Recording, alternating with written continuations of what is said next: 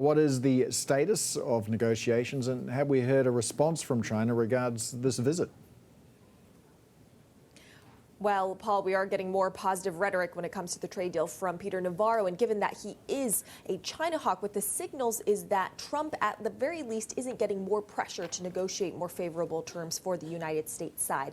Although Navarro did decline to comment on that South China Morning Post that a Chinese delegation will be traveling to Washington this weekend for a trade deal. Now, as a reminder, what was announced on December 13th in this trade accord is that the United States would roll back some of those existing tariffs, not slap on those December tariffs, and in return, China would purchase more agricultural goods and make some commitments when it comes to currency and intellectual property protection, although there has been some skepticism as to whether China can reach those ambitious targets for farm purchases. Now, the precise terms of the agreement have not been announced. We have heard Robert Lighthizer say that there would be a signing in January. We have not heard China confirm any dates on this. We did hear, however, China's ambassador to the United States over this weekend say that it's no problem for China to reach its phase one agreement commitments as long as the U.S. lives up to its vows on issues like Taiwan. So that is a reminder that although we do have trade tensions easing between the U.S. and China, bilateral tensions still remain high when it comes to issues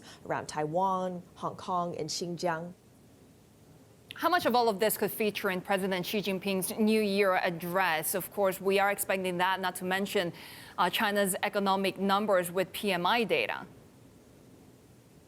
I want to start out with those PMI numbers. We are expecting the readings in December to slightly retreat from that big jump that we saw in November, but economists are still expecting it to be above that 50 level, which means it is an expansionary territory that's expected to reflect a marginal improvement in sentiment in anticipation of this phase one agreement signing.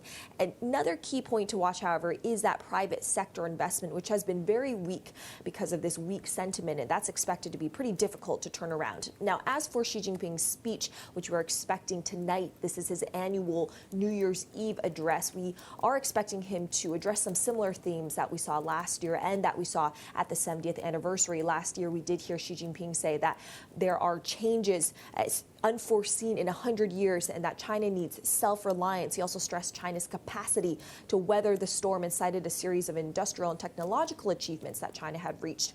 During the 70th anniversary speech we heard a few months ago, Xi Jinping said that China could have no force to stop its rise. So we're expected to hear some similar statements around unifying strength against external pressures. However, China at this point is facing less pressure than they did several months ago, since these U.S.-China trade tensions have been easing and there are signs of China's economy stabilizing. And we'll also be expecting Xi to make some comments around the achievements of the past year as well.